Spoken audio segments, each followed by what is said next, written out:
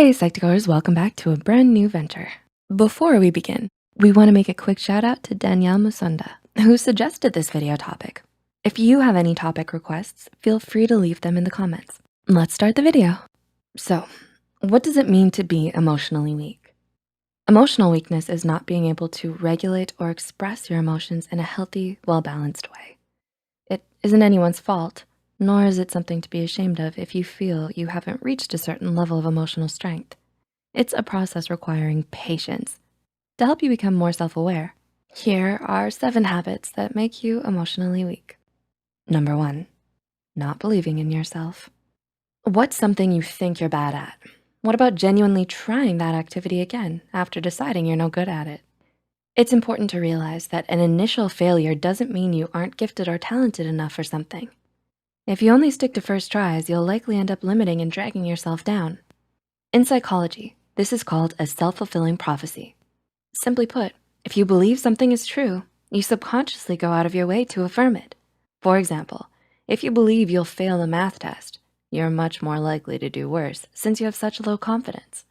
What this means is not having faith in yourself makes you both emotionally weak and it makes you perform worse, so watch out. Number 2, not taking care of yourself. Do you struggle with taking breaks when needed? While it sounds counterintuitive, in a work-oriented society, it's actually sometimes harder to rest than to keep pushing yourself to the limit. Emotional weakness tends to force people to base their self-worth on their achievements, status, or finances, instead of who they are as a person.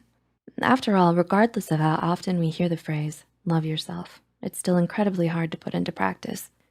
This can lead to many problems, such as avoiding self-care, not prioritizing your physical health, and burnout.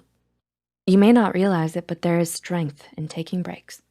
Your worth isn't based upon what you do. Instead, it's based on who you are. Number 3, making decisions based upon emotions instead of values. Do you tend to think with your heart rather than your head? Have you ever regretted letting your initial reaction to something get out of control? If so, you know all too well about letting your emotions get the best of you. Not being able to balance your emotions with your morals and logic is a telltale sign of emotional weakness. How you feel should be a factor in your decisions, but when it becomes the driving force, you end up making impulsive, uninformed, or dramatic choices. So, when faced with a difficult decision, trying to identify the emotion you're feeling and seeing whether it's outweighing your values and reasons stops you from making irrational decisions. Hey Psych2Goers, I'm curious to know, would you rather date online or meet someone in person? I would love to see your answers in the comments. I'm asking you because today's video is sponsored by Dive, the first ever dating app for meeting in person rather than online. The way it works is whenever you're at a certain location, you can just check in and see who else is there in the app and wink at who you're interested in. If they wink back, you're matched. Since you're already at the same place, you can just chat and say where you are so you and your date can meet instantly. The idea is that if you express a liking towards each other in an app first, you can skip the fear of rejection most of us have, making it a lot easier to meet. With this ingenious idea, if you wanna help, you can become a supporter by checking out their Indiegogo campaign that just launched today. Click the description box below to see how you can support. Number 4, judging yourself for how you feel. This isn't a normal feeling, or I shouldn't feel like this since no one else does. Do you ever think to yourself phrases like these? It may be easy to judge yourself for how you feel, but doing so can have many unintended consequences. These pave the road for emotional weakness. Why so? Because these questions cause you to suppress, deny, or deflect your emotions.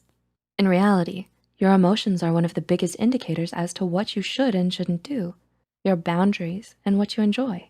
They serve as a guide to you. So it's important to remember that all feelings are valid and so deserve to be expressed. Number 5, needing to find a reason behind everything. Do you believe in the phrase, everything happens for a reason? It isn't prudent to hold it accountable for everything that occurs. Trying to find reason in everything may end up making you emotionally weaker. This is because you end up spending more time overthinking and analyzing whenever something that you can't explain or rationalize happens. It takes the focus away from taking action and looking for ways to cope. A huge sign of emotional strength is being able to recognize and accept situations as they occur and making the best of them. Number 6, trying to control and plan everything. Do you have your whole life mapped out? Have you planned exactly what career you want, if you'll get married, if you want kids, and more? While making a timeline is a great way to get a general idea of what you want in life, almost nothing goes according to plan. If you become too set on one path, you could become closed-minded and miss many opportunities simply because you weren't looking. You may also end up becoming less emotionally flexible, meaning if anything goes wrong, you're more likely to fall apart than adapt. Finally, similar to needing to find a reason behind everything, you could spend more time preparing than actually doing. The bottom line is, a key part of emotional strength is accepting you can't foresee everything, no matter how scary that sounds. And number 7, letting others control you. Have you ever purchased something just because it was popular? Being able to stand out from the crowd and be yourself is a huge sign of emotional strength. On the other hand, when you let others influence you, you might prioritize their needs over your own and end up making choices that don't actually benefit you. Others could recognize this emotional weakness and try to take advantage of you. So while it might be hard, it's important to remember that your wants and needs are ultimately the most important factor in your life. Emotional weakness isn't something to be ashamed of. It takes time, energy, and experience to become emotionally stronger. So don't be too hard on yourself if you're not there yet. The most important thing is to remember to be patient and kind to yourself as you continue to emotionally grow and mature. Were you aware of these habits? If so, do you think this can help you recognize and cope with them? Feel free to leave a comment down below with your thoughts, experiences, or suggestions.